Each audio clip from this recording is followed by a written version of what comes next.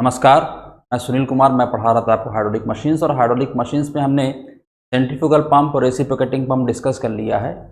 अब टरबाइंस में कुछ एक हिस्सा था जो मैंने नहीं बताया था, वो आज मैं उसको डिस्कस कर लेता हूँ।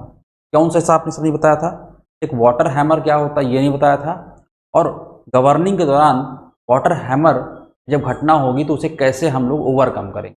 तो आज हम लोग वो छोटा सा पार्ट डिस्कस करते हैं। इससे एग्जाम में डायरेक्ट सवाल कई बार नहीं आते हैं, और अगर आते भी तो इतने छोटे से आते हैं कि आपको अगर डायरेक्ट आंसर पता है तो आप टिक कर सकते हैं। बहुत ज़्यादा इसमें इंजीनियरिंग नहीं है। ठीक है, चलिए शुरुआत अपने वीडियो को हम शुरू करते हैं। देखो, पहले समझते हैं वाटर हैमर क्या है। वाटर हैमर को अंग्रेजी में हम लोग बोलते हैं जल आघात। क्या बोलते हैं? जल आघात। अब आप समझेंगे कि इसका नाम जल आघात है, वाटर हैमर है, इसका मतलब ये घटना केवल लिक्विड्स में होती होगी, और सही पानी में होती होगी, जल में होती होगी। मेरा पहले मैं आपको क्लियर कर दूं, इसका नाम वाटर हैमर है, पर यह घटना वाटर में ही होगी ऐसा कोई कसम नहीं है। ये घटना किसी भी लिक्विड में हो सकती है। यह घटना किसी भी लिक्विड में हो सकती है। अगर पाइपलाइन में वाटर फ्लो हो रहा है तो उसमें भी हो सकती है। पाइपलाइन में ऑयल का फ्लो हो रहा हो, पाइपलाइन में किसी और लिक्विड का फ्लो हो रहा हो, किसी भी लिक्विड का फ्लो हो रहा हो, अगर वाटर हैमर होने के लिए जो कंडीशंस हैं अगर वो सेटिस्फाई हो जाएंगी या वो कंडीशंस बन जाएंगी तो वाटर हैमर हो जाएगा। अच्छा सा, ठीक है सर, ये वाटर हैमर अच्छी घटना है खराब घटना है? देखो, है तो वास्तव में खराब घटना। इससे पाइप के फटने के चांस होते हैं, पाइपलाइन के, लेकिन कई जगह पे इसका इस्तेमाल भी होता है, एक खराब घटना का भी इस्तेमाल। अच्छा, आगे मैं आपको पढ़ाऊंगा एक हाइड्रोलिक रैम, या उसको बोलते हैं रैम पंप। वहाँ पे वाटर हैमर का ही प्रयोग करके, वाटर हैमर के इफेक्ट का प्रयोग करके ही हम लोग उस डिवाइस को ऑपरेट करते हैं। तो इसका मतलब ये घटना खराब है, पर इस खराब घटना का भी इस्तेमाल किया जा सकता है। वाटर हैमर क्या है देखते हैं, लेकिन एक बात आपको समझ में आ गई, वाटर हैमर हमेशा वाटर में ही नहीं होगा, ये किसी भी लिक्विड में हो सकता है। अच्छा ठीक है सर, वाटर हैमर होता क्या पहले ये समझाइए। तो ये परिभाषा लिखी है, लेकिन मैं परिभाषा से पहले समझा देता हूँ आपको। कभी आपने कोई ट्रेन देखी हो, मान लो ट्रेन है, ट्रेन में कई बोगी होती है। मान लो एक बोगी ये है ट्रेन की, फिर ये बोगी है, फिर ये बोगी है, इस तरह से और सारी बोगियां होंगी, और सबसे आगे क्या रहता है? इंजन। ठीक है, अगर मान लो ये इंजन चल रहा है किसी वेग से, किसी वेग v से, तो ये बोगी किस वेग से चल रही होंगी? ये बोगी भी उसी वेग से चल रही होंगी, v वेग से। सब एक समान वेग से चल रही हैं, पर अचानक से अगर इंजन रुक जाए तो बताओ, इंजन के रुकते ही जो पीछे जो बोगी हैं वो तुरंत रुक जाएंगी कि कुछ देर बाद रुकेंगी? आंसर है कुछ देर बाद रुकेंगी। कैसे? जैसे ही इंजन रुकेगा सबसे पहले ये वाली बोगी जाकर टकरा जाएगी, और ये वाली बोगी जाकर टकराएगी, और फिर इसकी वेलोसिटी जीरो हो जाएगी। फिर उसके बाद ये वाली बोगी जाकर टकराएगी, इसकी वेलोसिटी भी जीरो हो जाएगी। इसके पीछे वाली टकराएगी, उसकी वेलोसिटी भी जीरो हो जाएगी। इसके पीछे वाली टकराएगी, उसकी भी जीरो हो जाएगी। मतलब सबसे पहले इसकी वेलोसिटी जीरो होगी, उसके कुछ समय बाद इसकी होगी, फिर इसकी होगी, फिर इसकी होगी, फिर इसकी होगी। एक टाइम पे नहीं होगी, सब अलग अलग टाइम पे सक्सेसिव। खट खट खट खट खट खट मतलब खट खट मतलब रुकने का है। ये खट से रुकी, ये भी रुकी, ये रुकी, मतलब ऐसे ये सक्सेसिव तरीके से रुकेगी। ये रुकी, ये रुकी, ये रुकी, ये रुकी, ये रुकी, तो उसके पीछे जो कुछ होंगी वो धीरे धीरे मतलब उसके बाद में रुकेंगी, और जब रुकेंगे तो उनकी वेलोसिटी जीरो हो जाएगी। अच्छा, आपने देखा होगा जब ये रुकेंगी तो यहाँ पर टकराव होगा, यहाँ पे क्या होगा? टकराव होगा, और टकराने से क्या होगा? बहुत ज़्यादा प्रेशर जनरेट होगा यहाँ पे, आपने देखा है। ऐसा ही कुछ या इसके एनालॉगस घटना ही होती है वाटर हैमर। वाटर हैमर क्या होता है समझा देता हूँ आपको मैं। देखो, ये मान लीजिए एक पाइपलाइन है, ये एक टैंक है, इसमें लिक्विड भरा हुआ है। टैंक है, इसमें लिक्विड भरा हुआ है, ये लिक्विड का फ्री सरफेस है, और ये टैंक का पानी इस पाइप में प्रवेश कर रहा है। ठीक, और इस टैंक के अंत से पानी निकल रहा है, ये पाइप के अंत में पानी निकल रहा है। यहाँ पे एक वॉल्व लगा हुआ है, यहाँ पे एक वॉल्व है, देखो एक वॉल्व है। इस वॉल्व के माध्यम से हम निकलने वाले पानी को कंट्रोल कर रहे हैं, उसकी मात्रा को कंट्रोल कर रहे हैं, उसकी वेलोसिटी को कंट्रोल कर रहे हैं, सब कुछ कर रहे हैं। अब एक बात बताओ, अगर ये पानी आ रहा है किसी वेग से और मैं इस वॉल्व को बंद करूं, लेकिन वॉल्व को बंद करूं लेकिन धीरे धीरे, ग्रेजुअली, तो धीरे धीरे बंद करूंगा, मतलब पहले थोड़ा सा बंद किया, जब थोड़ा सा बंद करूंगा रास्ता संकीर्ण हो जाएगा पानी के निकलने के लिए, तो फ्लूइड की वेलोसिटी अपने आप धीरे धीरे कम होती जाएगी और पूरे पाइपलाइन में वेलोसिटी धीरे धीरे कम होती जाएगी। और क्या होगा, जब तक मैं इस वॉल्व को धीरे धीरे बंद करूंगा तब तक सारा फ्लूइड क्या होगा, रुक जाएगा। सर क्या इस दौरान वाटर हैमर नहीं होगा? होगा, पर वो सीवियर नहीं होगा। वाटर हैमर समझाऊंगा तो मालूम पड़ जाएगा, वो सीवियर नहीं होगा, वो इससे कोई खास प्रभाव नहीं पड़ेगा। लेकिन अगर मैंने इसी वॉल्व को सडनली, ध्यान दीजिएगा, सडनली या रैपिडली क्लोज किया होता, इस वॉल्व को मैंने रैपिडली क्लोज किया होता, रैपिडली, अगर मैं इसको रैपिडली क्लोज कर दूंगा तो जो फ्लूइड यहाँ है वो तो बाहर निकल जाएगा, लेकिन जो इसकी विसिनिटी में है, जो इसके पास बगल में है, उसकी वेलोसिटी अचानक से जीरो होगी। मैंने वॉल्व को बंद किया, जल्दी से बंद किया, रैपिडली बंद किया, सडनली बंद किया, तो जब सडनली बंद करने पर यहाँ वाले फ्लूइड की वेलोसिटी अचानक से जीरो हो जाएगी। इसकी वेलोसिटी जीरो हुई, लेकिन इसके पीछे जो और फ्लूइड पार्टिकल उनके पास भी तो वेलोसिटी, उनके पास भी तो काइनेटिक एनर्जी है, तो क्या वो फ्लूइड की वेलोसिटी जीरो नहीं होगी? होगी। जैसे ये जीरो होगा उसके कुछ क्षण बाद, मतलब तुरंत बाद इसकी वेलोसिटी जीरो होगी, उसके तुरंत बाद इसकी जीरो होगी, उसके तुरंत बाद इसकी जीरो होगी, मतलब सक्सेसिव तरीके से जीरो होगी। मतलब इसकी वेलोसिटी जीरो, फिर इसकी जीरो, फिर इसकी जीरो, फिर इसकी जीरो, फिर इसकी जीरो, फिर इसकी जीरो, फिर इसकी जीरो। इस दौरान होगा क्या, जब इनकी वेलोसिटी जीरो होगी तो वेलोसिटी के कारण जो काइनेटिक एनर्जी थी वो खत्म हो जाएगी। लेकिन आप जानते हो काइनेटिक एनर्जी जब खत्म होगी तो वो काइनेटिक एनर्जी किस में कन्वर्ट हो जाएगी? प्रेशर में। तो जैसे ही इस फ्लूइड की वेलोसिटी जीरो होगी, इसकी जो भी काइनेटिक एनर्जी वो प्रेशर में कन्वर्ट हो जाएगी, और उस काइनेटिक एनर्जी के प्रेशर में कन्वर्ट होने के कारण यहाँ पर लोकल प्रेशर, स्थानीय दाब बढ़ जाएगा। फिर कुछ देर बाद यहाँ की काइनेटिक एनर्जी जीरो होगी तो यहाँ पे भी स्थानीय दाब बढ़ जाएगा, फिर यहाँ पे स्थानीय दाब बढ़ जाएगा, फिर यहाँ पे स्थानीय दाब बढ़ जाएगा। ये जो दाब बढ़ रहा है काइनेटिक एनर्जी के प्रेशर में कन्वर्ट होने के कारण, यही दाब का बढ़ना ही कहलाता है। नॉर्मल वर्किंग प्रेशर की तुलना में बढ़ना ही कहलाता है क्या? Water hammer. ठीक है। और इस दौरान होगा क्या, समझो कैसे होगा।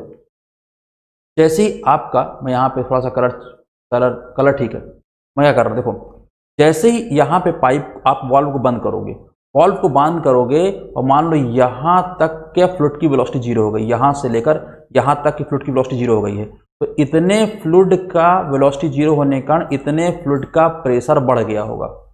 ठीक है, क्योंकि काइनेटिक एनर्जी किसमें कन्वर्ट हुई होगी? प्रेशर में। और उस बढ़े हुए प्रेशर के कारण जानते हो पाइप का थोड़ा सा एक्सपेंशन हो जाता है, पाइप थोड़ा सा फैल जाता है, ऐसे हो जाता है पाइप, यहाँ तक पाइप फैल जाएगा, मतलब पाइप का डाया बढ़ जाएगा, और उसके बाद पाइप नॉर्मल डाया का ही रहेगा।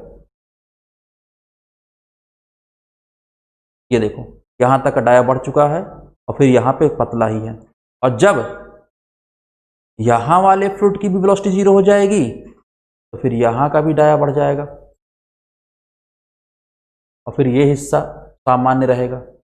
फिर जब यहाँ वाले की वेलोसिटी खत्म हो जाएगी तो यहाँ का भी प्रेशर बढ़ जाएगा, फिर यहाँ का भी डाया बढ़ जाएगा। तो कुल मिलाकर ऐसा होगा, समझो कि यहाँ पर फ्लूइड रुकेगा, फ्लूइड के रुकने के कारण काइनेटिक एनर्जी प्रेशर में कन्वर्ट होगी, और उस काइनेटिक एनर्जी के प्रेशर में कन्वर्ट होने के कारण प्रेशर बढ़ेगा, और बढ़े हुए प्रेशर के कारण क्या होगा, यहाँ पे सक्सेसिव सेक्शंस पर, सक्सेसिव या क्रमागत जो सेक्शंस हैं वहाँ पे एरिया बढ़ता जाएगा पाइप का, पाइप एक्सपैंड होता जाएगा, और जो एक्सपेंशन वेव है, जो एक्सपेंशन वेव है या जो प्रेशर वेव है, एक्सपेंशन वेव या प्रेशर वेव जो है वो यहाँ से इधर की ओर चलेगा। पाइप ये ऐसे ऐसे रुकेगा, यहाँ प्रेशर बढ़ेगा, फिर यहाँ प्रेशर बढ़ेगा, फिर यहाँ प्रेशर बढ़ेगा, फिर यहाँ प्रेशर बढ़ेगा, फिर यहाँ प्रेशर बढ़ेगा, तो ऐसा लगेगा एक प्रेशर वेव चल रही है, इधर की तरफ प्रेशर वेव चल रही है। ठीक है। और उस दौरान पाइप का एरिया भी या पाइप का क्रॉस सेक्शन एरिया भी बढ़ता चला जाएगा, पाइप एक्सपैंड हो जाएगा। फिर क्या होगा, जब पूरा पाइप एक्सपैंड हो जाएगा और पूरे पाइप में फ्लूइड की वेलोसिटी जीरो हो जाएगी, तो फिर क्या होगा, पाइप अपनी नॉर्मल अवस्था में आने की कोशिश करेगा, पाइप अपने डायमीटर को कम करना चाहेगा। फिर पानी जो पाइप में फंसा हुआ जिसकी वेलोसिटी जीरो हो चुकी है उसका रिवर्स फ्लो शुरू होगा, और जब रिवर्स फ्लो शुरू होगा तो एक वैक्यूम प्रेशर गेज या vacuum pressure wave, negative pressure wave इधर तरफ चलेगी, और फिर पाइप का डायमीटर घटेगा, और जब घटेगा ना तो सामान्य पे आके नहीं रुकेगा बल्कि उससे भी थोड़ा सा कम हो जाएगा। तो इसका मतलब क्या, जब पानी रुकेगा तो पाइप फैलेगा, और जब पानी उल्टा चलेगा कुछ देर बाद तो फिर पाइप सिकुड़ेगा, और यही काम लगातार होता रहेगा एक पीरियोडिक तरीके से, ये एक पीरियोडिक घटना होगी। ठीक है, प्रेशर बढ़ेगा घटेगा, बढ़ेगा घटेगा, बढ़ेगा घटेगा, इस तरह से एक घटना होती रहेगी। ठीक है, ये है सामान्य वर्किंग प्रेशर। और जब प्रेशर ऊपर हो जाएगा, सामान्य वर्किंग प्रेशर ज़्यादा हो जाएगा, तो हम बोलेंगे पॉजिटिव वाटर हैमर हो रहा है। और जब प्रेशर सामान्य वर्किंग प्रेशर से नीचे हो जाएगा तो हम बोलेंगे नेगेटिव वाटर हैमर हो रहा है। तो वाटर हैमर पॉजिटिव भी होता है, नेगेटिव भी होता है, लेकिन सामान्यतः हम लोग जब बात करते हैं तो उसका मतलब पॉजिटिव से होता है, पर नेगेटिव भी हो सकता है, ये बात मालूम होनी चाहिए। दोनों नुकसानदेह होते हैं, पॉजिटिव वाटर हैमर भी नुकसानदेह है, नेगेटिव वाला भी नुकसानदेह है। ठीक है, पॉजिटिव वाटर हैमर के दौरान पाइप ब्रस्ट कर जाता है, पाइप फट जाता है, और नेगेटिव वाटर हैमर के दौरान पाइप कोलैप्स कर जाता है, पाइप पिचक जाता है। ठीक है, तो ये होता है। ओके, अब आप समझ गए। तो अब अगर मैं आपसे कोई पूछे कि वाटर हैमर है क्या, तो मैं बोलूँगा वाटर हैमर जो होगा, पाइप में जो सामान्य वर्किंग प्रेशर है, उस प्रेशर की तुलना में प्रेशर का बढ़ना और घटना ही, ये वेरिएशन जो होता है, यही कहलाता है वाटर हैमर। मतलब परिभाषा आप देख लो, लिखा भी है, क्या लिखा है, water hammer in pipeline can be defined as the change, यहाँ चेंज वर्ड बोला हूं, क्यों, क्योंकि बढ़ भी सकता है प्रेशर, घट भी सकता है, चेंज इन प्रेशर अबव और below the normal working pressure, change of pressure above और below the normal working pressure. अगर प्रेशर नॉर्मल वर्किंग प्रेशर से अबव हो जाता है, मतलब ज़्यादा हो जाता है, तो उसे बोलते हैं पॉजिटिव वाटर हैमर। और अगर प्रेशर पाइपलाइन में नॉर्मल वर्किंग प्रेशर से नीचे हो जाता है, उसे निगेटिव वाटर हैमर बोलते हैं। ठीक है, और ये जो प्रेशर चेंज हो रहा है, ये प्रेशर चेंज किस कारण से हो रहा है, यहाँ ये प्रेशर चेंज वेलोसिटी के वेरिएशन के कारण हो रहा है। और वेलोसिटी का वेरिएशन किस कारण से हो रहा है, वॉल्व को ऑपरेट करने के कारण। तो वही देखो यहाँ लिखा हुआ है, caused by the change in velocity of flow, मतलब जो फ्लूइड की फ्लो की वेलोसिटी है उसमें चेंज होने के कारण, अगर जो प्रेशर है पाइपलाइन में, अगर फ्लूइड की वेलोसिटी जो है उसमें चेंज होने के कारण पाइपलाइन में जो फ्लूइड फ्लो कर रहा है उसका प्रेशर नॉर्मल वर्किंग प्रेशर से कभी ज़्यादा हो जाता है या कभी कम हो जाता है, तो इसे ही बोलते हैं वाटर हैमर। नॉर्मली किताबों में ज़्यादा की बात की जाती है कि जब ज़्यादा हो जाए तो वाटर हैमर, लेकिन कम हो जाए तो भी वाटर हैमर में ही आता है। वो ज़्यादा हो जाए तो पॉजिटिव वाटर हैमर, कम हो जाए तो नेगेटिव वाटर हैमर, और दोनों नुकसानदेह होता है। ठीक है, तो वाटर हैमर की परिभाषा आप समझ गए। कुल मिला के वेलोसिटी के चेंज होने के कारण जब प्रेशर नॉर्मल वर्किंग प्रेशर से ज़्यादा या कम हो जाए तो उसे वाटर हैमर बोलते हैं। ठीक है, और अगर आपको अच्छा लगे तो आप पॉजिटिव वाला ही बोलो, आप बोलो जब किसी पाइपलाइन में वेलोसिटी के चेंज के कारण पाइपलाइन में प्रेशर नॉर्मल वर्किंग प्रेशर की तुलना में ज़्यादा हो जाए तो उसे वाटर हैमर बोलते हैं। ठीक है, खुश। अब देखो, अब ये जो वाटर हैमर है ये एक अनस्टडी स्टेट घटना है, ये एक अनस्टडी स्टेट घटना है। मैंने स्टडी स्टेट अनस्टडी स्टेट में बढ़ा रखा है आपको, तो ये एक अनस्टडी स्टेट घटना है। तो हम लोग इंजीनियरिंग सर्विसेज के लिए इसको पढ़ते हैं, अच्छे से पढ़ते हैं, अनस्टडी स्टेट वाला, अनस्टडी फ्लो वाला केस। लेकिन हम लोग के जेई में या डिप्लोमा में ये चीज़ नहीं है उतना, लेकिन एग्जाम में सवाल आ जाए तो क्या करेंगे, तो एग्जाम में एक तो वाटर हैमर का कॉन्सेप्ट पता होगा, वाटर हैमर होता क्या है, तो आप सवाल लगा सकते हो, प्रश्न कर सकते हो। दूसरा एक और जो है जो एग्जाम में आता है, मैं उसकी बात करने जा रहा हूँ। देखो, अब वाटर हैमर की हम लोग पढ़ाई जो करते हैं उसकी बात कर लेते हैं कि जो वाटर हैमर है उसको हम लोग इन दो हेडिंग के अंतर्गत पढ़ सकते हैं। पहला, ग्रेजुअल क्लोजर ऑफ वॉल्व, जब वॉल्व को ग्रेजुअली क्लोज करें, इस दौरान भी वाटर हैमर होता है पर सीवियर नहीं होता। वाटर हैमर होता है मतलब प्रेशर बढ़ता है, तो कितना बढ़ता है उसका फार्मूला हम लोग यहाँ निकालते हैं, पर मैं आपके लिए नहीं निकालूंगा क्योंकि एग्जाम में नहीं आएगा। फिर क्या होता है, sudden closure, sudden closure of valve होगा तो यहाँ प्रेशर चेंज ज़्यादा होता है, वाटर हैमर सीवियर होता है, और इसके लिए भी हम लोग फार्मूला निकालते हैं। लेकिन फार्मूला निकालते समय हम लोग एक बार पाइप को रिजिड मानते हैं, एक बार पाइप को इलास्टिक मानते हैं। तो सर आप इन दोनों का फार्मूला निकालेंगे, नहीं, मैं इसका भी नहीं निकालूंगा, मैं इसका भी नहीं निकालूंगा, मैं इसका निकालूंगा, इलास्टिक वाला, क्योंकि एग्जाम में जो सवाल आते हैं उनका मैंने देखा है नेचर हमेशा ऐसा रहा है कि वो इस वाले हेडिंग से कवर हो जाते हैं। तो हम लोग क्या करने जा रहे हैं, कि हम लोग पढ़ने जा रहे हैं sudden closure of valve in elastic pipe, sudden closure of valve in elastic pipe, ये पढ़ेंगे। रिजिड पाइप नहीं पढ़ेंगे, ग्रेजुअल क्लोजर नहीं पढ़ेंगे। लेकिन सर ये ग्रेजुअल क्लोजर, सडन क्लोजर का मतलब क्या है? देखो, जब वॉल्व को आप सडनली क्लोज कर दो, सडन क्लोजर, जब वॉल्व को आप धीरे धीरे क्लोज करो तो ग्रेजुअल क्लोजर। तो आप कहोगे सर कैसे मालूम पड़ेगा कि हमने जो वॉल्व बंद किया है सडनली क्लोज किया है ग्रेजुअली? क्योंकि वो मान लीजिए एक पाइपलाइन है, उसमें एक वॉल्व लगा है, एक पाइपलाइन है उसमें एक वॉल्व लगा है। मैंने एक छोटे से बच्चे से कहा जाओ वॉल्व बंद कर दो, वॉल्व मतलब टोटी बंद कर दो। वो गया, 2 साल का बच्चा था, उसने अपने स्तर पे वॉल्व को तेजी से बंद किया, पर जल्दी बंद किया। उसके हिसाब से उसने वॉल्व को सडनली क्लोज किया है, पर हो सकता है हमारे स्तर पर वो क्या है, बहुत स्लो क्लोज किया है। उसने पूरी ताकत लगा के क्लोज किया, उसने जल्दी क्लोज किया, उसके लिए तो जो जल्दी हुआ पर हमारे लिए स्लो है। हो सकता ही नहीं हो सकता। इसका मतलब ये जो ग्रेजुअल क्लोजर कब कहलाएगा वॉल्व का? वॉल्व को हमने जब क्लोज किया तो वॉल्व का जो क्लोज करने का समय है वो हमने जल्दी क्लोज कर दिया है कि धीरे सडनली ग्रेजुअली क्लोज किया, सडनली क्लोज किया है। इसको केवल ऐसे नहीं छोड़ सकते, इसके लिए कोई एक डेफिनिट क्राइटेरिया होना चाहिए ताकि हम उस कह सके कि हाँ अभी जब मैंने वॉल्व क्लोज किया है तो ये ग्रेजुअली क्लोज हुआ है या सडनली क्लोज हुआ है। तो उसके लिए एक तरीका होता है, बता देता हूँ आपको। देखिए, तो तरीका ये होता है ये कि अगर आपने जो टोटी बंद की है, जो वॉल्व बंद किया है, अगर उस वॉल्व को बंद करने में लगा समय टी है, क्या है? टी क्या है? Small T, it is actual time of closure. आपने वॉल्व को बंद किया, मान लीजिए 10 सेकंड लगे वॉल्व बंद करने में, तो ये टी है क्या? 10 सेकंड।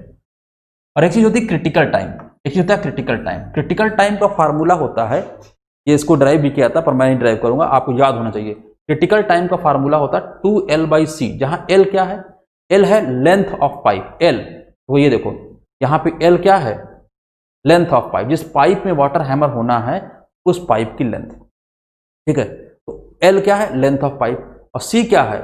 C है वेलोसिटी ऑफ साउंड, C है वेलोसिटी ऑफ साउंड। लेकिन किसमें? उसी माध्यम में जिस माध्यम में वाटर हैमर हो रहा है। Velocity of sound in the medium, ठीक है। आप ये मत सोचिएगा कि ये हवा में, इन द मीडियम, ये हवा में साउंड की गति है, नहीं। अगर यहाँ पानी बह रहा है तो पानी में जो ध्वनिक गति होगी वो यहाँ ले रखी जाएगी, और अगर यहाँ मिट्टी का तेल बह रहा है तो मिट्टी के तेल में जो ध्वनिक गति वो रखा जाएगा, और अगर यहाँ मरकरी बह रहा है तो मरकरी में जो गति ध्वनिक गति होगी वो रखी जाएगी।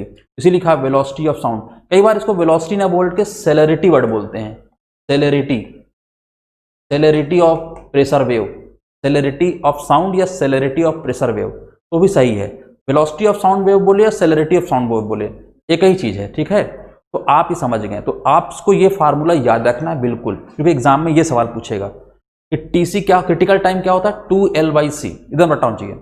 और अगर आपने टोटी को बंद किया, वॉल्व को बंद किया, और आपके वॉल्व को बंद करने में लगा समय अगर ज्यादा हो, देखो वॉल्व को धीरे धीरे बंद करोगे तो समय ज्यादा लगेगा, लेकिन ये समय कितना ज्यादा हो, किससे ज्यादा हो?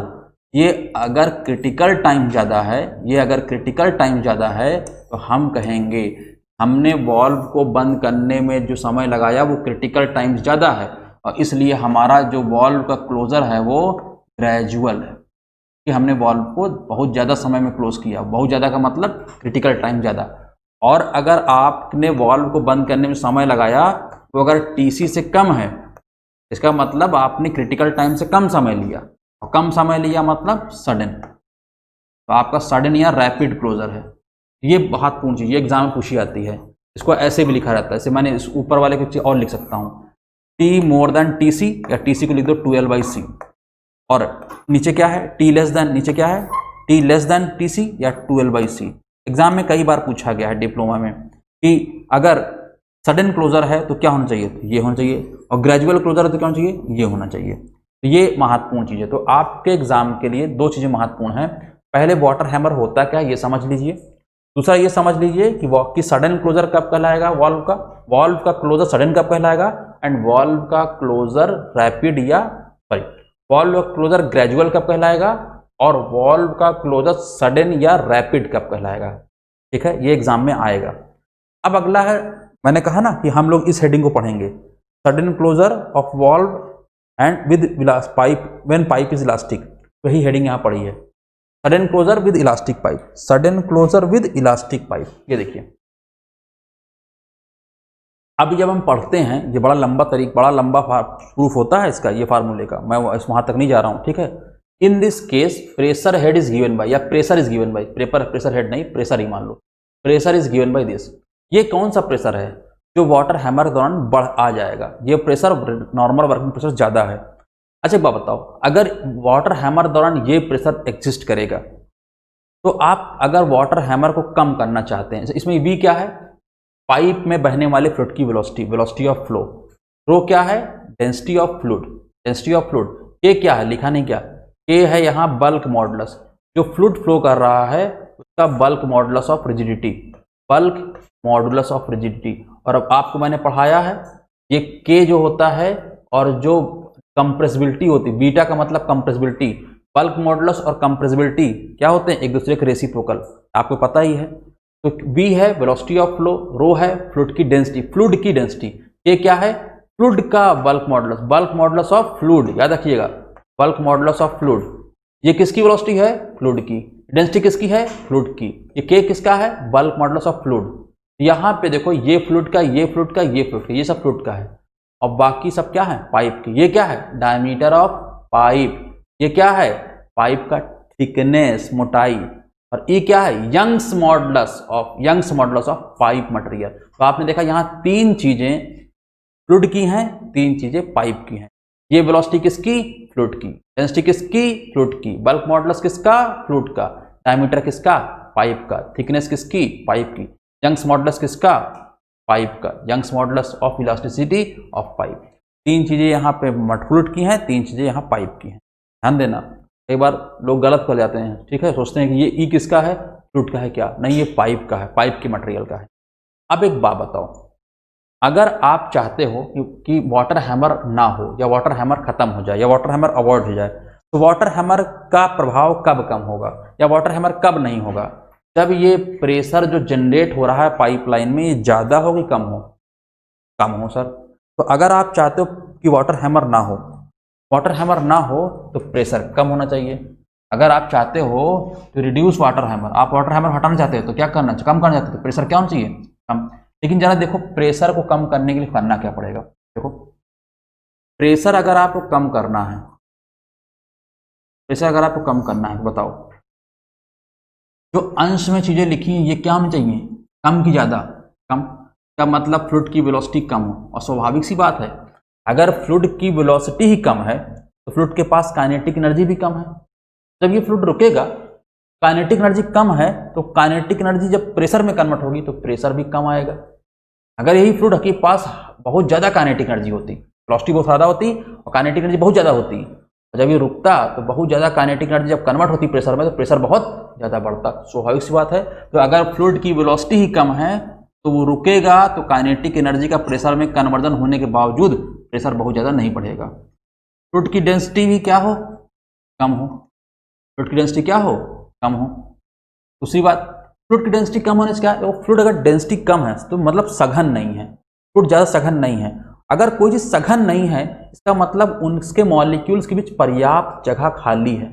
जब भी प्रेशर बढ़ेगा, क्या होगा, एक तो पाइप एक्सपैंड करने की कोशिश तो करेगा ही करेगा, जो फ्लूइड है वो भी दबने की कोशिश करेगा। और अगर फ्लूइड दबेगा, फ्लूइड दब जाएगा तो पाइप ज़्यादा फैल नहीं पाएगा, तो या तो पाइप फैल जाए या तो फ्लूइड दब जाए, या दोनों हो जाए। अगर फ्लूइड कम दबेगा और पाइप ज़्यादा फैलेगा तो पाइप फट जाएगा। लेकिन अगर फ्लूइड दब जाए ज़्यादा, पाइप ना फैले तो पाइप फटेगा नहीं, तो हमारा वाटर हैमर का जो प्रभाव है वो खत्म हो जाएगा। लेकिन फ्लूइड ज़्यादा कब दबेगा, जब उसके भी मॉलिक्यूल्स के बीच जगह काफ़ी ज़्यादा हो, खाली हो। ये तब संभव है जब डेंसिटी क्या हो, कम, इसीलिए डेंसिटी कम हो। अच्छा, तो अंश वाली चीज़ छोटी होनी चाहिए। अगर आप चाहते हो प्रेशर कम हो तो अंश वाली चीज़ छोटी हो, इसलिए मैंने वेलोसिटी डेंसिटी दोनों कम कर दिया। और हर वाली चीज़ बड़ी, अब हर वाली चीज़ बड़ी होने के लिए ज़रूरी है ये के, तो ये पूरा बड़ा होने का मतलब क्या, ये 1/k ज़्यादा हो। 1/k ज़्यादा होने का मतलब k क्या हो, k क्या हो, k कम हो, k कम हो। देखो तो फ्लूइड की डेंसिटी कम, फ्लूइड की वेलोसिटी कम, फ्लूइड की डेंसिटी कम, फ्लूइड का बल्क मॉडुलस कम। और स्वाभाविक सी बात है, अगर फ्लूइड का बल्क मॉडुलस कम तो फ्लूइड की कंप्रेसिबिलिटी ज़्यादा, वही बात यहाँ जुड़ी मैंने बताया। अगर फ्लूइड ज़्यादा कंप्रेसिबल है, जैसे ही प्रेशर बढ़ेगा फ्लूइड अपने आप को कंप्रेस कर लेगा और पाइप को फैलने या पाइप को फटने के चांसेस कम हो जाएंगे। ठीक है, तो देखो और बताओ, ये भी चीज़ ज़्यादा हो, और ये चीज़ ज़्यादा कब होगा? जब डायमीटर ऑफ पाइप ज़्यादा हो और थिकनेस ऑफ पाइप कम हो, यंग्स मॉडुलस ऑफ पाइप कम हो। आप नोटिस करो, कई बार हमारे दिमाग में उल्टा सवाल बनता है। अगर मैं आपसे बोलूं, अगर मान लो एक पाइप लाइन है, उसमें वाटर हैमर का प्रभाव कम करना है, तो मोटाई क्या होनी चाहिए? तो हम लोग को लगता है मोटा पाइप मोटा होना चाहिए, लेकिन देखो क्या निकल रहा है, पाइप पतला होना चाहिए, पाइप की थिकनेस कम। ठीक है, पाइप की थिकनेस कम। ठीक है, यंग्स मॉडुलस क्या होना चाहिए? यंग्स मॉडुलस भी कम होना चाहिए। तो आप देखोगे यहाँ 6 चीज़ हैं और सब चीज़ों को कम करना पड़ेगा सिवाय एक के, और वो सिवाय एक क्या है? डायमीटर। तो एग्जाम में एसएससी जेईई पूछा कि अगर एक पाइप लाइन में वाटर हैमर हो रहा है और उस वाटर हैमर को अवॉइड करना है तो इनमें से किसको बढ़ाना चाहिए? तो डायमीटर को बढ़ाना चाहिए। ठीक है, तो एग्जाम में पूछा गया इस पर्टिकुलर हेडिंग से, इस पर्टिकुलर फार्मूले से और ये पर्टिकुलर कंक्लूजन से एग्जाम में 3 से 4 बार सवाल पूछे जा चुके हैं। तो मैं ये कह सकता हूँ, ये मेरा अनुभव है, ये मेरा अनुभव है कि अगर आप वाटर हैमर की परिभाषा समझ चुके हैं, सडन क्लोजर कब कहलाता है, रैपिड ग्रेजुअल क्लोजर कब कहलाता है, ये मालूम पड़ गया, क्रिटिकल टाइम जानते हो, 2L/C वाला फार्मूला जानते हो, और फिर ये चीज़ जानते हो, इस फार्मूले का प्रयोग, तो आप ये मान लीजिए कि एग्जाम में वाटर हैमर का प्रश्न नहीं छूटेगा। ठीक है, वही बात यहाँ में लिखिए, देखो वेलोसिटी कम, डेंसिटी कम, बल्क मॉडुलस कम, डायमीटर ज़्यादा, थिकनेस कम, यंग्स मॉडुलस कम। तो केवल डायमीटर ही ज़्यादा, बाकी सब कम करना है। ठीक है, तो ये बात आपको समझ में आ गई। अगर ये बात समझ में आ गई तो वाटर हैमर हो गया। अब सर वाटर हैमर तो पाइप फ्लो का टॉपिक था, आप हाइड्रोलिक मशीन में क्यों पढ़ा रहे हैं? देखो, जब मैं हाइड्रोलिक मशीन जब एक वो पढ़ाते, जब रेगुलर ब्लाइस चलते थे हमारे, मतलब रेगुलर मतलब जब ऑफलाइन क्लासेस चलती थी, तो ऑफलाइन क्लासेस में ये वाटर हैमर का टॉपिक हम पाइप फ्लो में पढ़ाते थे। लेकिन जब हाइड्रोलिक मशीन्स पढ़ाते थे तो एक चीज़ हम पढ़ाते थे, गवर्निंग। आपको भी मैंने पढ़ाया है, आज और पढ़ा दूंगा। गवर्निंग पढ़ाते थे, तो जब गवर्निंग पढ़ाते थे तो गवर्निंग करते समय, जब टरबाइन की गवर्निंग करते हैं तो गवर्निंग करते समय वाटर हैमर की होने की संभावना होती है, और जब वाटर हैमर होने की संभावना होती है तो हमें उस वाटर हैमर को ख़त्म करना होता है या कम करना होता है, या उससे अपने टरबाइन को, अपने पेनस्टॉक को वाटर हैमर से सेव करना होता है।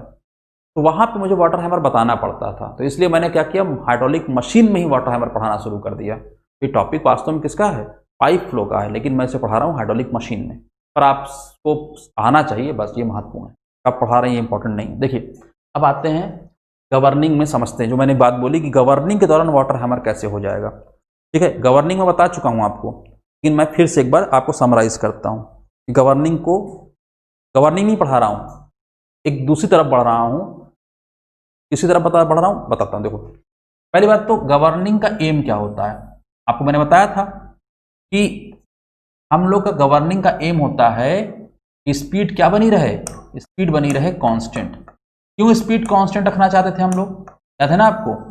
एक तो स्पीड अगर कांस्टेंट रहेगी तो जो इफिशिएंसी होगी किसी मशीन की वो कांस्टेंट बनी रहती है, क्योंकि आपको पता है हर मशीन की इफिशिएंसी स्पीड से वेरी करती है और एक पर्टिकुलर स्पीड पर एफिशिएंसी मैक्सिमम होती है। तो हम चाहेंगे हमारी मशीन उसी स्पीड पे काम करे जिस स्पीड पर एफिशिएंसी मैक्सिमम है, इसलिए हम मशीन्स की स्पीड कांस्टेंट रखना चाहते हैं वेरी ना करे। सर ये वेरी किस कारण से हो सकती थी? लोड के कारण। लोड जब घटता बढ़ता है मशीन पे तो स्पीड चेंज हो सकती है, लेकिन अगर हमने गवर्निंग कर रखी या गवर्नर लगा रखा है तो लोड के घटने बढ़ने पर भी स्पीड चेंज नहीं होगा। और एक और बात बताया था कि अगर आपने आपने जो मान लो कोई टरबाइन लगा रहे हैं या कोई कुछ भी टरबाइन है, कोई इंजन है, किसी का भी प्रयोग कर रहे हैं और उस टरबाइन और उस इंजन से आप चला रहे हैं मान लीजिए कोई ऑल्टरनेटर का मतलब जो बिजली का उत्पादन करे, तो बिजली का उत्पादन करे, अल्टरनेटिंग करंट का उत्पादन करे। तो आप जानते हो कि जो भी विद्युत उत्पादन हो रहा है, बिजली का उत्पादन हो रहा है, वो बिजली एक खास फ्रिक्वेंसी की होगी तभी हमारे लिए यूजफुल है, वरना हमारे लिए यूजफुल नहीं है। क्योंकि हर देश में जो उपकरण जिनको बिजली से चलाया जाता है वो एक खास फ्रीक्वेंसी के लिए डिजाइंड होते हैं। जैसा कि भारत में, इंडिया में 50 हर्ट्ज के लिए डिजाइंड है, इस कमरे में जो भी उपकरण है कितने हर्ट्ज के लिए डिजाइन है, 50 हर्ट्ज के लिए। तो ये तभी चलेंगे जब इनको बिजली मिले 50 हर्ट्ज की। थोड़ा बहुत ऊपर नीचे हो सकता है, जैसे 50 हर्ट्ज की ना मिले, 51 की मिले तो भी चलेगा, 49 की मिले तो भी चलेगा, लेकिन डिजाइन किसके लिए, 50 हर्ट्ज के लिए। ठीक है, हर इक्विपमेंट का थोड़ा सा टॉलरेंस होता है, इसीलिए 50 हर्ट्ज से थोड़ा आगे पीछे मिलेगा तब भी चलेंगे, लेकिन ये फिर उतना अच्छा परफॉर्म नहीं करेंगे। सबसे अच्छा परफॉर्म तभी करेंगे जब फ्रीक्वेंसी एग्जैक्टली 50 हो, एग्जैक्टली जितना क्लोज हो सके 50 के उतना अच्छा है, 50 हर्ट्ज के। तो आप समझ रहे हो, स्पीड को कांस्टेंट रखना हमारा उद्देश्य था, ताकि इफिशिएंसी कांस्टेंट इफिशिएंसी वाली स्पीड बनी रहे और साथ में फ्रीक्वेंसी भी चेंज ना हो। अब देखो वही लिखा है, एम क्या है गवर्निंग का, maintenance of almost uniform speed of rotation. क्या मेंटेन करना, क्या मेंटेन करना, uniform speed of rotation irrespective of load fluctuation, चाहे लोड कितना भी फ्लक्चुएट करे, हमारा स्पीड क्या बनी रहे, कांस्टेंट। यूनिफॉर्म स्पीड बनाना, यूनिफॉर्म स्पीड ऑफ रोटेशन बनाना, मतलब स्पीड को कांस्टेंट रखना है, चाहे स्पीड कितना भी, चाहे लोड कितना भी फ्लक्चुएट करे। और ऐसा क्यों कर रहे थे, इसलिए सो दैट फ्रीक्वेंसी, किसकी फ्रीक्वेंसी, फ्रीक्वेंसी ऑफ जनरेशन, कौन यहां जनरेशन मतलब इलेक्ट्रिकल पावर जनरेशन है, frequency of generation remains same, या कुल मिला के देखो frequency remains same, frequency same रहे, फ्रीक्वेंसी किसकी सेम रहे, जो इलेक्ट्रिकल पावर जनरेट हो रही है, जो विद्युत जनरेट हो रहा है उसकी सेम रहे। ये बात मैंने आपको पढ़ाया है। अब गवर्निंग करते क्या है, देखो लोड जब बढ़ता है, देखो अगर आईसी इंजन है लोड बढ़ता है तो फ्यूल की मात्रा बढ़ाते हैं, फ्यूल की, ईंधन की, लेकिन हमारे टरबाइन में ईंधन थोड़ी ना है, फ्लूइड है, लिक्विड है।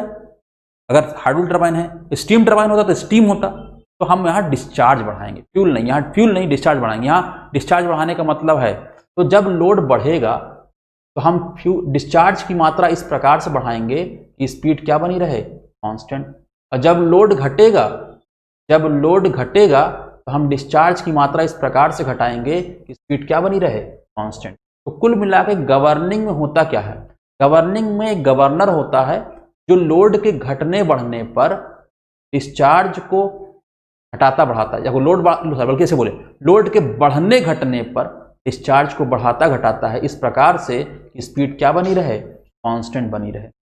लेकिन इस दौरान क्या होता है, इस दौरान जब हम स्पीड डिस्चार्ज को चेंज कर रहे होते हैं तो क्या होता है, देखिए दिस कंट्रोल ऑफ फ्लो, किसका कंट्रोल, फ्लो का, फ्लो मतलब फ्लो रेट। जब आप डिस्चार्ज को कंट्रोल कर रहे होते हैं, कैसे कंट्रोल करेंगे, आपने देखा पेल्टन टरबाइन जब मैंने पढ़ाया था तो मैंने बताया था कि जो पेनस्टॉक के अंत में नोजल होता है, पेनस्टॉक के अंत में नोजल होता है, और नोजल के अंदर क्या होता है, एक स्पीयर या भाला, उससे क्या करते हैं, एरिया कम करते हैं, वेलोसिटी नहीं, एरिया कम करते हैं। और उस दौरान क्या होता है, डिस्चार्ज कम हो जाता है या डिस्चार्ज बढ़ जाता है। अगर भाले को पीछे ले जाओगे तो डिस्चार्ज बढ़ जाएगा, भाले को आगे ले आओगे तो डिस्चार्ज कम हो जाएगा। पढ़ा है आपने, पढ़ा का आदेश ना, ओके। लेकिन इस दौरान अगर आप मान लीजिए यही हो रहा है, डिस्चार्ज कम करना है, डिस्चार्ज कम करना है तो क्या करते हैं हम लोग, याद होगा आपको कि जो नोजल है, जैसे ये नोजल है और ये भाला, सॉरी ये पेनस्टॉक का नोजल, ये भाला है, तो ये जो होगा ऐसे आ जाएगा, ऐसे कैसे आ जाएगा, और आएगा तो मुंह को बंद करेगा। अगर आपको मान लीजिए डिस्चार्ज कम करना, लोड घट गया है, डिस्चार्ज कम कर रहे हैं मान लीजिए, तो जब डिस्चार्ज कम करना है तो जो आपका नोजल है वो आगे आएगा। लेकिन अगर ये नोजल सडनली आगे आ गया, जल्दी से आगे आएगा, जल्दी से डिस्चार्ज कम कर देगा। जल्दी से डिस्चार्ज अगर कम किया, पूरे पेनस्टॉक में जो फ्लूइड है उसकी वेलोसिटी जल्दी से कम हो जाएगी। जल्दी से कम होगी तो जो काइनेटिक एनर्जी वो किस में कन्वर्ट होने लगेगी, प्रेशर में। अब पूरे पेनस्टॉक में अगर प्रेशर बढ़ गया, हो सकता है पेनस्टॉक कहीं से फट जाए, डैमेज हो जाए। तो हम क्या चाहेंगे, वाटर हैमर हो जाए, नहीं, तो हम क्या करेंगे, हमें गवर्निंग तो करनी है पर वाटर हैमर को अवॉइड करते हुए, वही जो लिखा है, this control of flow, flow मतलब फ्लो रेट, यहाँ फ्लो का मतलब फ्लो रेट से है, this control of flow should be achieved without generating any water hammer effect. का मतलब कि जब गवर्निंग कर रहे होते हैं तो वाटर हैमर की संभावना बन रही होती है, लेकिन हमें गवर्निंग इस प्रकार से करनी होती कि वाटर हैमर ना हो। ठीक है, ओके। तो अगर आप चाहते हैं कि गवर्निंग करते समय वाटर हैमर ना हो, तो हमें जो गवर्नर है उसके माध्यम से कुछ एक्स्ट्रा या कुछ एडिशनल अतिरिक्त डिवाइसेस को ऑपरेट करवाना होता है ताकि गवर्निंग के दौरान वाटर हैमर ना हो। वही लिखा है। तो द गवर्नर मस्ट ऑपरेट, कौन ऑपरेट करेगा? Governor, following components of turbine simultaneously. तो अगर आप चाहते हो कि गवर्निंग के दौरान जब डिस्चार्ज कंट्रोल हो रहा हो और उस दौरान वाटर हैमर ना हो, तो आपको गवर्नर के माध्यम से ही कुछ और डिवाइसेस हैं, कुछ और कंपोनेंट्स हैं, उनको भी साइमल्टेनियसली उसी समय कंट्रोल करवाना हो। किसके माध्यम से? गवर्नर के माध्यम से। सवाल उठता है किसको कंट्रोल करवाना होगा? मैं दिखाता हूं। अब ये फिगर दिया, फिगर बात करता हूं। देखिए ये टरबाइन, पेल्टन टरबाइन की बात करते हैं। पेल्टन टरबाइन में आपको पता है ना कि आप क्या करते हैं, जैसे ये देखिए ये पेल्टन टरबाइन है। पेल्टन टरबाइन, ये सॉरी पेल्टन टरबाइन ये नहीं है, ये पेल्टन टरबाइन का पेनस्टॉक, ये पेनस्टॉक है पेल्टन टरबाइन का। ये पेल्टन टरबाइन पेनस्टॉक है और ये नोजल है, ये नोजल है और ये इसके अंदर स्पीयर है या भाला है और ये वो रॉड है जो इसको चलाएगा और ये है सर्वो मोटर। अगर ये भाला या स्पीयर आगे गया तो यहाँ एरिया कम हो जाएगा और डिस्चार्ज भी कम हो जाएगा। अगर ये भाला पीछे गया तो यहाँ एरिया बढ़ जाएगा और डिस्चार्ज बढ़ जाएगा। अब आप देखो इस भाले को ऑपरेट करने के लिए यहाँ एक सर्वो मोटर है और सर्वो मोटर को ऑपरेट करने की सर्किट बना हुआ है, मैकेनिकल सर्किट। और यहाँ आपका है जो मैकेनिकल गवर्नर आप पढ़ते हो, ये जो से पढ़ा है आप पढ़ते हो ना, Watt governor, Porter governor, Proell governor, वही है ये, ठीक है। हार्टनेल गवर्नर पढ़ा हुआ आपने बहुत सारे, वही है, वही सब गवर्नर यहाँ वही गवर्नर लगा होगा, पर वो गवर्नर के माध्यम से फाइनली यहाँ मोशन ट्रांसमिट होगा। अब सवाल उठता है कि गवर्निंग हम करेंगे यहाँ with the help of sphere rod, लेकिन मान लो जैसे ये स्पीयर रॉड आगे गया या स्पीयर आगे गया, भाला आगे गया और एरिया कम हो जाए अचानक से, तो समझते हो अचानक जब एरिया कम होगा तो इस पूरे पाइपलाइन में फ्लूइड की वेलोसिटी अचानक से कम होगी और इस पूरे पाइपलाइन में वाटर हैमर होगा, जहाँ तक होगा ये वाटर हैमर हो जाएगा। और अगर आप चाहते हो वाटर हैमर ना हो तो यहाँ पे इस गवर्नर के माध्यम से ये जो भाला है इसको तो ऑपरेट करवाना ही होगा। एक और चीज़ है जो यहाँ जिसका नाम है डिफ्लेक्टर, यहाँ लगी हुई है डिफ्लेक्टर, ये डिफ्लेक्टर को भी ऑपरेट करवाना होगा। तो अगर हमारा गवर्नर स्पीयर रॉड या इसको नीडल रॉड भी बोलते हैं, नीडल सुई, स्पीयर माने भाला, स्पीयर माने भाला और नीडल माने सुई, सुई भाला बोल लो या सुई बोल लो, एक ही चीज है। अगर इसको ऑपरेट करने के साथ साथ डिफ्लेक्टर को भी ऑपरेट करेगा तो वाटर हैमर नहीं होगा। ये गवर्निंग करेगा और ये वाटर हैमर को अवॉइड करेगा। अब ये वाटर हैमर कैसे अवॉइड करता है ये नहीं पढ़ाने जा रहा हूं मैं, हाँ आप एग्जाम में सब नहीं पूछेगा। अब देखो वही जो लिखा है यहाँ पे, टरबाइन, कौन सा टरबाइन? Pelton turbine. पर्पस, पहले हम क्या करना चाहते हैं? Flow control. फ्लो कंट्रोल मतलब डिस्चार्ज कंट्रोल। गवर्निंग में डिस्चार्ज कंट्रोल करते हैं ना लोड घटने से। क्या इस्तेमाल करेंगे? स्पीयर वॉल्व लिखा हुआ है। अगर स्पीयर वॉल्व नहीं लिखा होगा तो स्पीयर रॉड लिखा होगा। अगर स्पीयर नहीं लिखा होगा तो नीडल लिखा होगा। तो स्पीयर वॉल्व, स्पीयर रॉड या नीडल वॉल्व, नीडल रॉड, कुछ भी लिखा होगा। स्पीयर दिख जाए या नीडल दिख जाए, उसके आगे रॉड लगाए, वॉल्व लगाए, कुछ लगाए, समझ गए? समझ जाओगे कि फ्लो कंट्रोल करने के लिए। और प्रेशर कंट्रोल करने के लिए क्या इस्तेमाल होगा? डिफ्लेक्टर। तो अगर आपसे कोई बोल ले पेल्टन टरबाइन में डिफ्लेक्टर का पर्पस क्या होता है? पर्पस होता है प्रेशर कंट्रोल करना। और प्रेशर कंट्रोल हो गया मतलब वाटर हैमर अवॉइड हो गया, वाटर हैमर को खत्म करना, वाटर हैमर को कंट्रोल करना। और स्पीयर रॉड का काम होता है फ्लो कंट्रोल। फ्लो कंट्रोल मतलब गवर्निंग। तो आप समझ रहे हो पेल्टन टरबाइन में जो गवर्नर होगा वो एक साथ, जो पेल्टन टरबाइन में जो गवर्नर होगा वो एक साथ इसको भी कंट्रोल करेगा, इसको भी कंट्रोल करेगा, साइमल्टेनियसली कंट्रोल करेगा। अच्छा, इसको कंट्रोल करने से क्या होगा? डिस्चार्ज कंट्रोल हो जाएगा। और डिस्चार्ज कंट्रोल करने से क्या कंट्रोल हो जाएगा? स्पीड कंट्रोल हो जाएगी। और इसको कंट्रोल करने से क्या कंट्रोल हो जाएगा? प्रेशर कंट्रोल हो जाएगा। इसका मतलब क्या? गवर्नर यहां पर साइमल्टेनियसली दो डिवाइसेस को ऑपरेट करेगा और इसको ऑपरेट करने से डिस्चार्ज और स्पीड कंट्रोल में हो जाएगी या डिस्चार्ज और स्पीड का रेगुलेशन होगा, और इसको कंट्रोल करने से प्रेशर का रेगुलेशन होगा।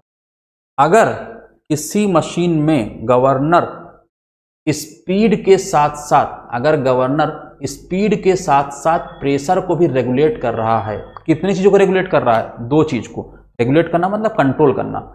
स्पीड को रेगुलेट कर रहा है, कैसे क्या कर रहा है? फ्लो को कंट्रोल करके, फ्लो को रेगुलेट करके स्पीड रेगुलेट कर रहा है, और प्रेशर भी रेगुलेट कर रहा है।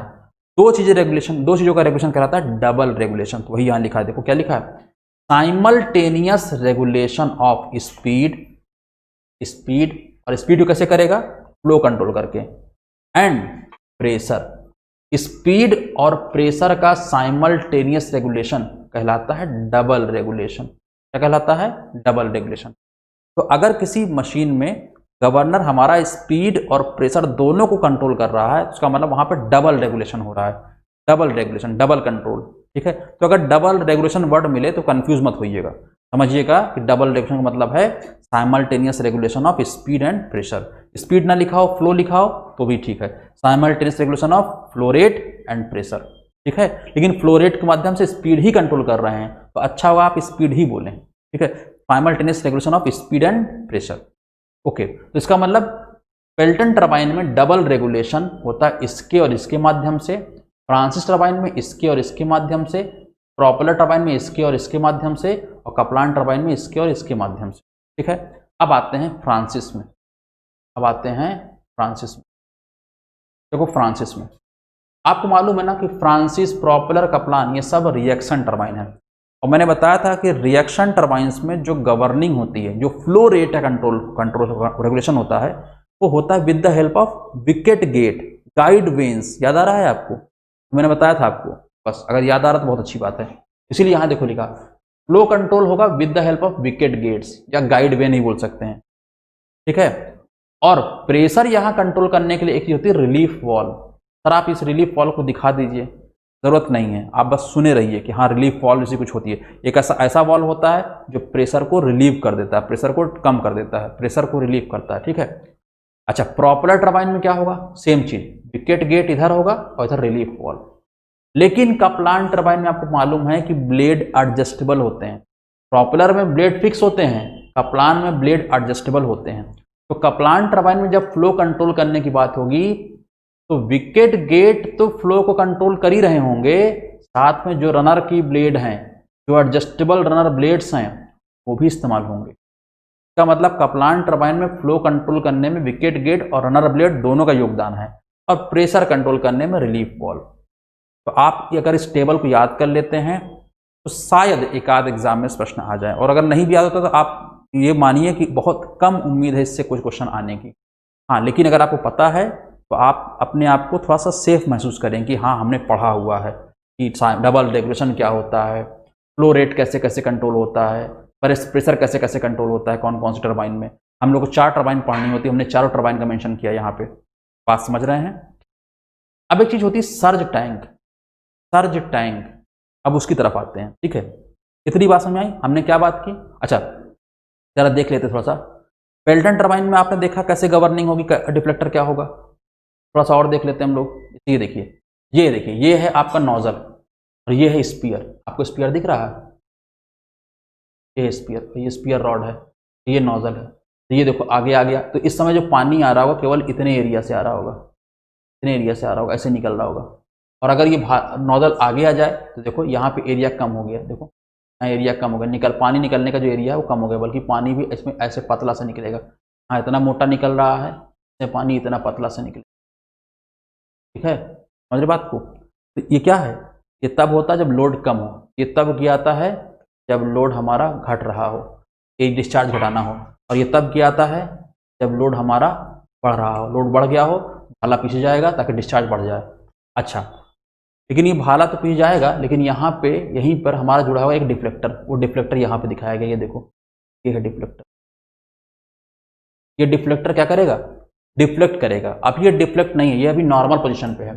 जैसे ही ये थोड़ा सा अभी ऐसे है, ऐसे है, और जैसे ही हल्का सा ऐसे जाएगा, देखो क्या होगा, ये देखो, ये देखो, ये टरबाइन का शाफ्ट है, और ये उसके पिच सर्किल है, और यहाँ पे उसका होगा, यहाँ पे ब्लेड होगा उसका, और ब्लेड पे धारा पड़ रही है।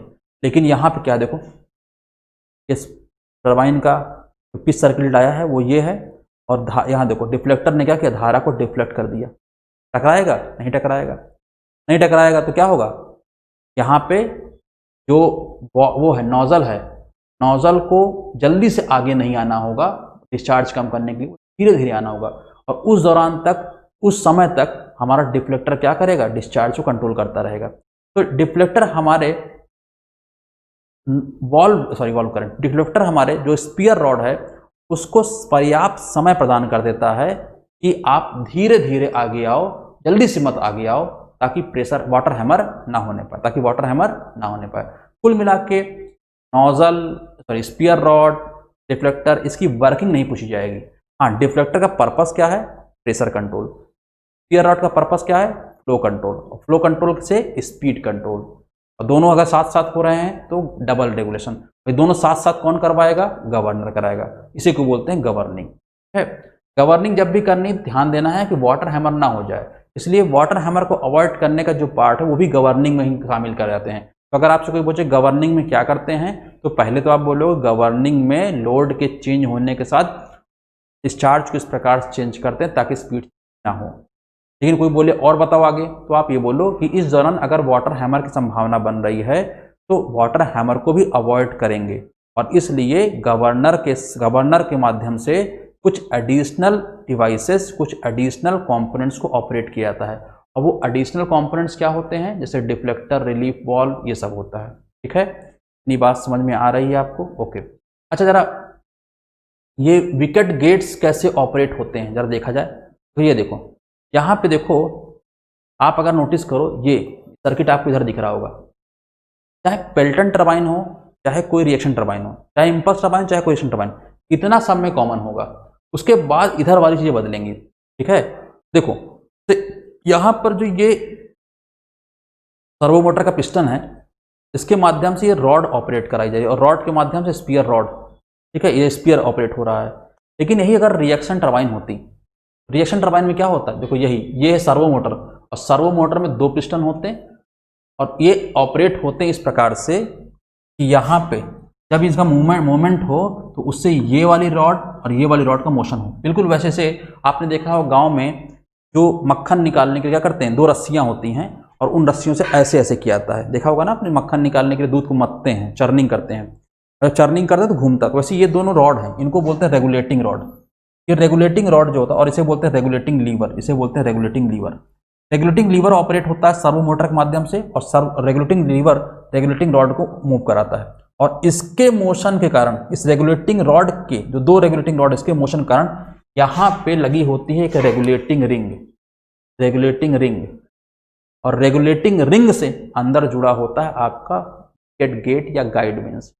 तो आपका सर्वो मोटर ऑपरेट करता है रेगुलेटिंग लीवर को, रेगुलेटिंग लीवर ऑपरेट करता है रेगुलेटिंग रॉड को, रेगुलेटिंग रॉड ऑपरेट करता है रेगुलेटिंग रिंग को, और regulating ring finally guide vanes को ऑपरेट करती हैं विकेट गेट्स को। और विकेट गेट्स जब घूमते हैं तो उनके बीच का एरिया कम होता है, ज़्यादा होता है, कम होता है, ज़्यादा होता है, ज़रूरत के हिसाब से। तो आपने देखा कि रिएक्शन टरबाइंस में ऐसा होता है।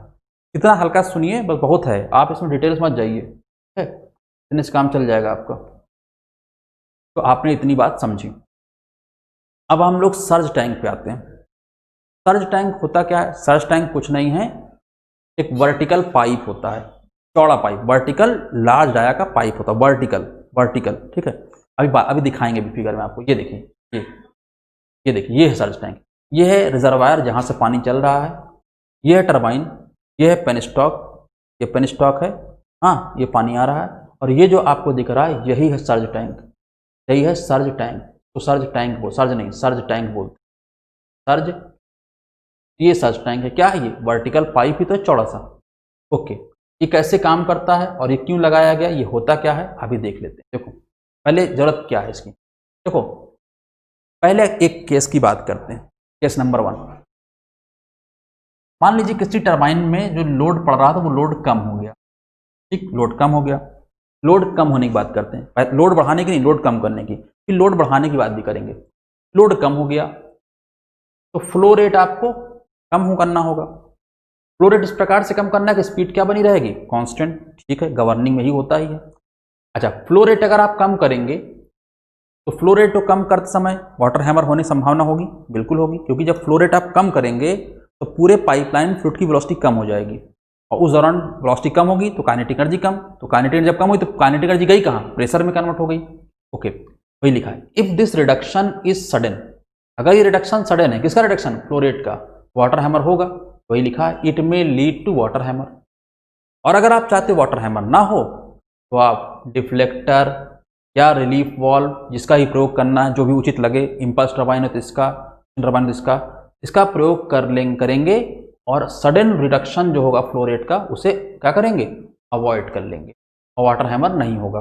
ठीक है, तो इसका मतलब अगर लोड घट रहा है तो वाटर हैमर की संभावना जो हो रही है वो डिफ्लेक्टर और रिलीफ वॉल्व का प्रयोग करने से खत्म हो जाएगी। ठीक, लेकिन अगला केस, जब लोड बढ़ रहा हो, जब लोड बढ़ रहा होता है तो हमें फ्लो रेट बढ़ाना होता है ताकि स्पीड क्या बनी रहे, कांस्टेंट। अच्छा, फ्लो रेट बढ़ाने क्या मतलब है, फ्लो रेट बढ़ाने का मतलब यह है टरबाइन में जितना पानी जा रहा है अब उससे ज़्यादा पानी चाहिए, ज़्यादा पानी चाहिए। आपका लोड अचानक से बढ़ा, आपको फ्लो रेट अचानक से बढ़ाना है, मतलब जो पानी जा रहा है उससे ज़्यादा पानी अचानक से आपको चाहिए, मतलब आपको कुछ एक्स्ट्रा पानी तुरंत चाहिए, कुछ एक्स्ट्रा पानी तुरंत चाहिए। इसका मतलब क्या, अगर ये फ्लो रेट बढ़ाना, इसका मतलब क्या, इन this case turbine needs more water, turbine को ज़्यादा पानी चाहिए। अरे आप अगर डिफ्लेक्टर और रिलीफ वाल्व की वर्किंग समझेंगे तो आप पाएंगे कि डिफ्लेक्टर और रिलीफ वाल्व यहाँ पे असहाय हो जाते हैं, ये पानी की मात्रा को अचानक से बढ़ाने में कोई सहायता प्रदान नहीं करते। इसका मतलब इस केस में जब फ्लो रेट को बढ़ाना है, जल्दी से बढ़ाना है तो हमारा जो डिफ्लेक्टर रिलीफ वाल्व, जो कि पिछले वाले केस में जब लोड घट रहा था सारा काम कर दे रहे थे, वाटर हैमर को अवॉइड कर दे रहे थे, अब डिफ्लेक्टर और रिलीफ वाल्व यहाँ पे किसी इस्तेमाल के नहीं रह जाएंगे, बेकार हो जाएंगे, कोई मतलब, ये हमारे वाटर हैमर को अवॉइड नहीं कर पाएंगे। यहाँ अब वाटर हैमर हो भी जाएगा, होने के पूरे चांस रहेंगे, लेकिन हम उसको होने देंगे नहीं होने देंगे। ठीक है, तो जब लोड बढ़ता है तो फ्लो रेट अचानक से बढ़ाना होता है, टरबाइन को ज़्यादा पानी चाहिए होता है अचानक से, और उस दौरान डिफ्लेक्टर और रिलीफ वाल्व बेकार हो जाते हैं, असहाय हो जाते हैं, कोई काम नहीं कर पाते, क्योंकि डिफ्लेक्टर और रिलीफ वाल्व जब पानी घटाना होगा तो वहाँ सहायता कर सकते हैं, लेकिन बढ़ाना हो सहायता नहीं कर सकते। अगर आप डिफ्लेक्टर और रिलीफ वाल्व की वर्किंग पढ़ें तो आप इस बात को बहुत अच्छे समझ सकते हैं। चूंकि मैंने डिफ्लेक्टर और रिलीफ वाल्व की वर्किंग नहीं पढ़ाया है, इसलिए आप कम से कम इसको याद तो कर सकते हैं कि लोड को बढ़ाने के दौरान ये दोनों काम नहीं कर पाएंगे, या इन दोनों का ये लोग क्या होंगे, नो यूज हियर, या कह सकते हो ये क्या होंगे, ये इनएफिशिएंट हो जाएंगे या हमारे यूज के नहीं रह पाएंगे, सफिशिएंट काम नहीं कर पाएंगे। लेकिन हमें वाटर हैमर को अवॉइड करना है, ज़्यादा पानी चाहिए, वो पानी भी मिले और वाटर हैमर भी ना हो, उसके लिए हम यहाँ पे क्या करेंगे, अब इस्तेमाल करेंगे सर्ज टैंक या 4 वे। सर्ज टैंक या 4 वे, सर्ज जो काम सर्ज टैंक करता है वही काम 4 वे करता है, तो दोनों को एक ही माने, बस थोड़ा सा अंतर है, वो अंतर मैं नहीं पढ़ाऊंगा, लेकिन आप सर्ज टैंक और 4 वे को एक ही माने। ठीक है, सर्ज टैंक कब इस्तेमाल करते हैं, जहां भी ये घटना हो रही है, अगर वो प्लांट हाई हेड प्लांट है या मीडियम हेड प्लांट है और जो पेन स्टॉक इस्तेमाल हो रहा है बहुत लंबा है, तब सर्ज टैंक का प्रयोग किया। सर्ज टैंक जो होता है नॉर्मली वहां इस्तेमाल किया जाता है जब प्लांट हाई हेड या मीडियम हेड हो और पेन स्टॉक लंबा हो। ठीक है, लेकिन अगर मान लो पेन स्टॉक, अगर आपका प्लांट लो हेड प्लांट है और पेन स्टॉक शॉर्ट है, तो आपको ये सर्ज टैंक नहीं इस्तेमाल करना। सर्ज टैंक बड़ी यूनिट है, उसका छोटा हिस्सा, छोटा यूनिट होता है, या छोटा काम, इसका छोटा जो होता है सर्ज टैंक की, जो काम सर्ज टैंक काम करता है वही काम 4 वे करेगा, लेकिन तब करेगा जब थोड़ा बहुत रिक्वायरमेंट है, और इसका इस्तेमाल तब किया जाता है जब हाई हेड प्लांट हो, लॉन्ग पेन स्टॉक हो, तब यही काम कर पाएगा। लेकिन अगर लॉन्ग हेड नहीं, लो हेड है, पेन स्टॉक शॉर्ट है, तो सर्ज टैंक लगाने की आवश्यकता नहीं है, बल्कि 4 वे लगाइए, क्योंकि 4 वे वही काम करता है जो सर्ज टैंक काम करता है। थोड़ा सा अंतर होता है इन दोनों की बनावट में, थोड़ा, हाँ, ये थोड़ा सा मैन मेड है, ये थोड़ा नेचुरल होता है, इस तरह से होता है 4 वे। तो अगर आपसे कोई बोले 4 वे क्या है, जो सर्ज टैंक में आपने याद किया वही 4 वे के लिए भी टिक कर दीजिए कि 4 वे क्या करता है, वाटर हैमर को अवॉइड करता है। सर्ज टैंक क्या करता है, वाटर हैमर को अवॉइड करता है। सर्ज टैंक किसके लिए होता है, high and medium head plant के लिए जब पेन स्टॉक लंबा हो। 4 वे लो हेड प्लांट के लिए जब पेन स्टॉक शॉर्ट हो। तो high head, medium head, low head, penstock long, penstock short. ठीक है, ओके। अब सर्च टैंक जो होता है कैसे काम करता है जरा देख लेते हैं। देखो ये मान लो सर्च टैंक, ये सर्च टैंक है, यहाँ लिख देता हूँ सर्च टैंक, सर्च टैंक। अब देखिए होता क्या है, अगर ये मान लीजिए ये टरबाइन चल रही है और नॉर्मल लोड पे, लोड भी घट बढ़ नहीं रहा है, लोड घट बढ़ नहीं रहा है, तो यहाँ जो पानी का स्तर है, यहाँ जो पानी का स्तर है उस ऑलमोस्ट उसी स्तर का ये होगा, लेकिन एग्जैक्टली उसी स्तर का नहीं होना चाहिए, क्योंकि अगर यहाँ लॉस हो रहे हैं पाइप में तो ये स्तर थोड़ा सा कम होना चाहिए, लेकिन चूंकि फिगर में इसी के स्तर का बनाया है तो हम उसी स्तर का बना दे रहे हैं, ये मानते हुए कि यहाँ कोई लॉस नहीं हो रहा है, इस पाइप में कोई लॉस नहीं। अगर इस पाइप में कोई लॉस नहीं हो रहा है तो जो स्तर यहाँ होगा वही स्तर यहाँ होगा, और अगर लॉस हो रहा होगा तो ये यहाँ नहीं होगा, थोड़ा सा इससे नीचे होगा। ठीक है, ओके। अब एक बात समझो, मान लो मान लो यहाँ पे लोड हमारा अचानक से घट गया, लोड अचानक से घट गया, लोड घट गया, लोड घट जाएगा, फ्यूल की मात्रा, डिस्चार्ज की मात्रा कम होनी है, तो जो गाइड वेन होगा अगर फ्रिक्शन टरबाइन है तो, जो स्पीयर रॉड होगा अगर इंपल्स टरबाइन है तो, वो एरिया को इस प्रकार से कम करेंगे कि जो टरबाइन में जाने वाले पानी की मात्रा कम हो जाएगी। उस दौरान अगर वाटर हैमर होना है तो उसको अवॉइड करने के लिए डिफ्लेक्टर और रिलीफ वाल्व इस्तेमाल हो जाएंगे। लेकिन एक बात तो तय है कि जो पानी यहां से आ रहा है, जब यहां पे उसको रोका जाएगा क्या होगा, पानी इधर से आ रहा है, उधर से हम उसको रोक रहे हैं, तो जो पूरे पाइप में वाटर हैमर होने चांस रहेंगे। लेकिन अगर हमने बीच में लगा दिया सर्च टैंक, तो सर्च टैंक क्या करेगा, कहेगा भाई देखो तुम्हें पानी कम चाहिए क्योंकि लोड घट गया है, तुम्हें कम डिस्चार्ज चाहिए, लेकिन यहाँ से डिस्चार्ज आ रहा है सामान्य अवस्था वाला, पुराना वाला ज़्यादा आ रहा है, तो जो पानी आपको नहीं चाहिए, इसका मतलब जो पानी आप रिजेक्ट कर दे रहे हो, रिजेक्टेड पानी को मैं स्टोर कर लूँगा और अपना लेवल बढ़ा लूँगा। इसका मतलब सर्ज टैंक का एक काम होता है कि जब लोड घट रहा हो उस दौरान जो पानी रिजेक्ट हो जा रहा है, जो पानी स्वीकार नहीं लिया जा रहा टरबाइन के द्वारा, वो कहाँ स्टोर हो जाए, सर्ज टैंक में। तो एक फंक्शन है ये, सर्ज टैंक का काम होता है पानी को रिसीव करना, स्टोर करना। कौन सा पानी, जो टरबाइन द्वारा रिजेक्टेड है। ठीक है, ओके, ये बात समझ में आ गई। और इससे क्या होता है, ये वाला हिस्सा हमारा क्या होता है, ये वाला हिस्सा हमारा वाटर हैमर से अवॉइड हो जाता है। सर्ज टैंक के कारण ये वाला हिस्सा सेफ होता है हमारा, सर्ज टैंक के कारण ये वाला हिस्सा सेफ होता है, और जो डिफ्लेक्टर होता है रिलीफ वाल्व, उसके कारण ये वाला हिस्सा सेफ होता है। ठीक है, ये वाला हिस्सा सेफ होता है। और चूंकि आप देख रहे हो कि सर्ज टैंक केवल इतने हिस्से को सेफ कर रहा है, तो इसका मतलब सर्ज टैंक के कारण इस वाले हिस्से प्रभाव नहीं है उतना, इसीलिए हम चाहेंगे कि ये वाला हिस्सा कम से कम हो। इसलिए सर्ज टैंक को जब जोड़ते हैं तो टरबाइन के पास जोड़ते हैं, टरबाइन से दूर। अगर सर्ज टैंक को आप टरबाइन से दूर जोड़ोगे तब फिर डिफ्लेक्टर और रिलीफ वाल्व होने के बावजूद यहाँ वाटर हैमर हो सकता है। तो हम क्या चाहेंगे, सर्ज टैंक टरबाइन के जितना नज़दीक हो उतना अच्छा। तो इसीलिए लोकेशन पूछता है, तो लोकेशन पढ़ लेते हैं। देखो location of surge tank. Surge tank is connected to penstock at a point which is as close as possible to turbine. Turbine के जितने पास हो सके, लोकेशन क्या होगी सर्ज टैंक की, टरबाइन के जितना पास हो सके उतना अच्छा। तो surge tank should be located as close to the turbine as possible, as close to turbine. और सर्ज टैंक टरबाइन में ही इस्तेमाल हो सकता है कि पंपिंग प्लांट में भी इस्तेमाल हो सकता है, तो सर्ज टैंक पंपिंग प्लांट में भी इस्तेमाल होता है। वहां पे भी यही कॉन्सेप्ट होता है, वहां पे भी पंपिंग प्लांट के जितना पास हो सके उतना अच्छा। क्योंकि हम टरबाइन पढ़ रहे हैं, टरबाइन को ध्यान दो, पंप को भूल जाओ। ठीक है, एक बात है ना, surge tank should be located very close to the turbine, turbine से दूर नहीं, टरबाइन के पास। ठीक है, ओके। अब आगे बढ़ते हैं।